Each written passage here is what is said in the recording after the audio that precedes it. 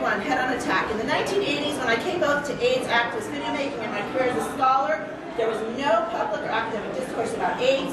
We wrote it from scratch, fought to get it included anywhere and everywhere we could, because many of us had some cultural capital, we had a militant social justice movement alongside us, we had real success.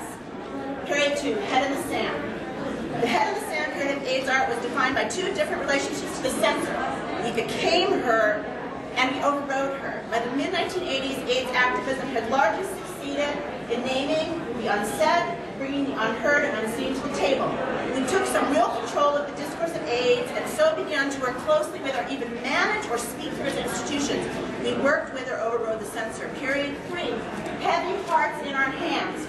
In the 2000s, two significant changes occur. Cocktails of AIDS drugs allow AIDS to be experienced and understood by the lucky with access to these meds as a livable or serious condition, and AIDS activism becomes sanctified. While period 2 was defined by the odd coupling of our successful institutionalization and paralyzing despair, period 3 is a time for healing and history. Those of us who lived, came up from the sand, and now demand to remember AIDS, AIDS media, AIDS activism, and its dead. Many of us are trotted out across the cultural landscape to mark what AIDS had been. And our unofficial panel today marks the beginning of period 4 for me, history's handy demands. I have no reason not to think the best of the members of the selection committee who turned down this panel. They must not have recognized that several members of the group were formative, well-renowned players in this academic and artistic project. They must not have known the formative place of AIDS activism and scholarship within queer media studies, or perhaps the place of queer media studies within SCMS. Or maybe they did.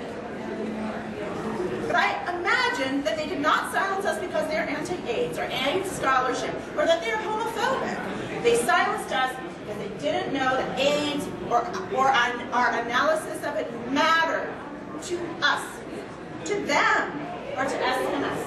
But how can that be, given the 25-year anniversary of ACT UP, the 20-year anniversary of the nuclear cinema that it largely spawned, has put AIDS front and center on the cultural barometer this year, that there was an AIDS nominated, Academy Award nominated film this year? How could SCMS not know? Are we looking at different barometers? Is AIDS so central as to be unthreatening or uninteresting? Do AIDS drugs make us all unafraid? Does the management of HIV make it invisible to those who might once have known? Does our lack of an organized AIDS movement permit those who feel unassociated to forget? Could it be that the sanctifying and cleansing function of the pastness of AIDS has taken away its and our edge, its and our marginality? Was this the only thing we ever actually had in our favor?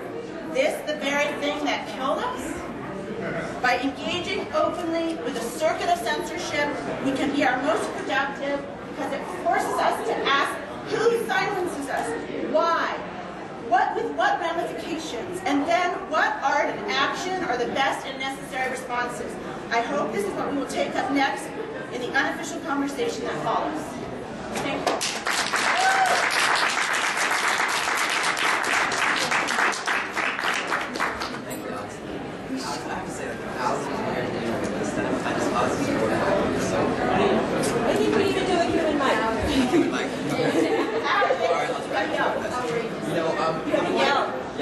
The point of this is really to have a conversation between all of us, and we wanted to let Alex talk for one of the people that she did, and Marty and I are just going to talk a little bit.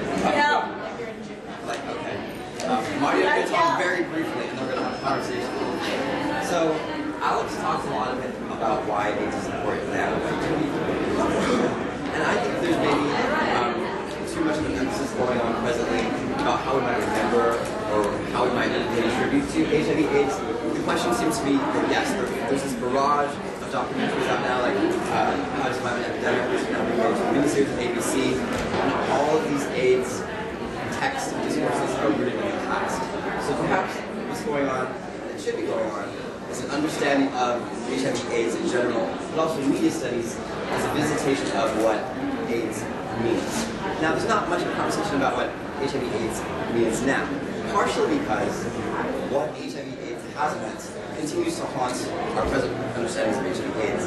HIV/AIDS is death. HIV/AIDS is, communities in disrepair, all these kind of things. This is not happening. So because it's not happening right now, people don't see HIV/AIDS as a problem. But a lot of things are happening. There's a lot of medical innovations that make HIV/AIDS a lot more easy to live with, but representations aren't present in the media landscape, right? So how do we begin to shift our understanding of what the discourse of HIV/AIDS is, and what is our responsibility as educators to make that happen? So that's just hopefully something we can address in the discussion.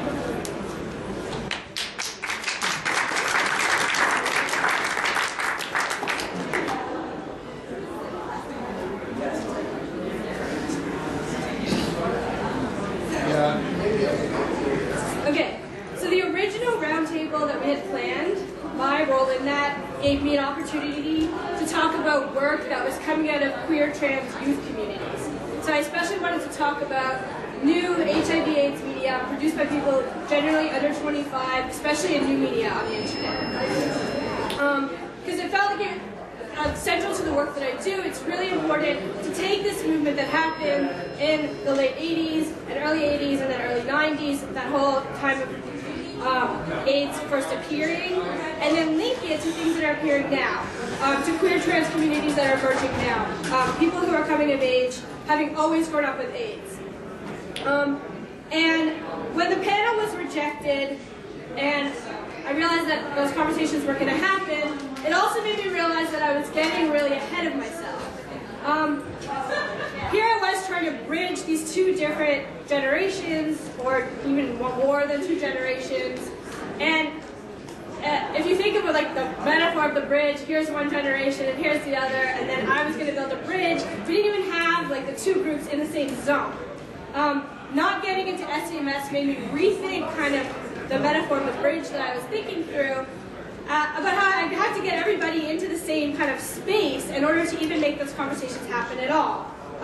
Just getting these different generations to interact, people who are different ages. And one of the points on our flyer we called the constituencies of AIDS.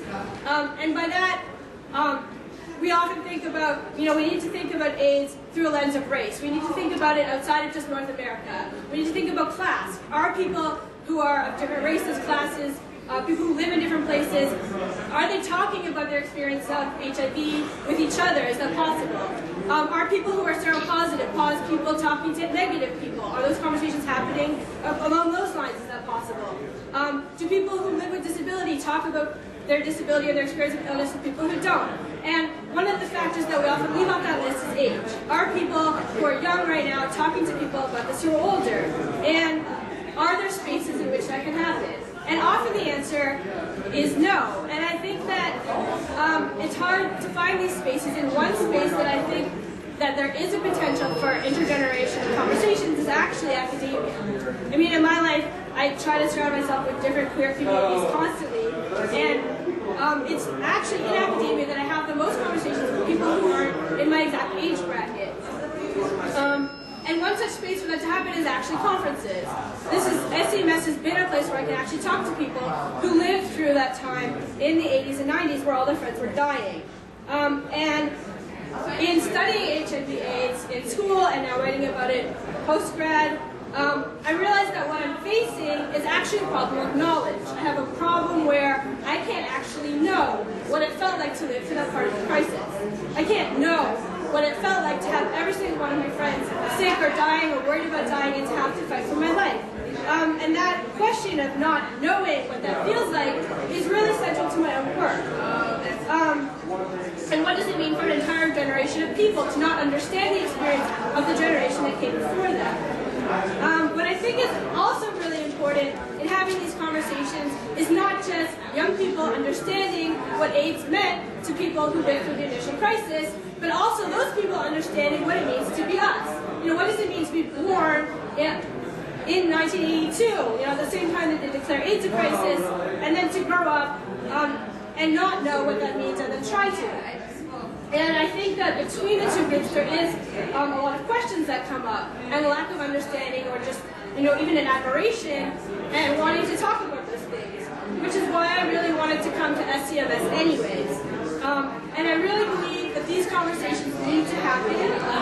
We need to build queer and trans communities that are not just constrained by age. And we need to stop seeing HIV/AIDS as something that exists in the past. It's not something that's over. And yet, I don't think that means that we need to shift it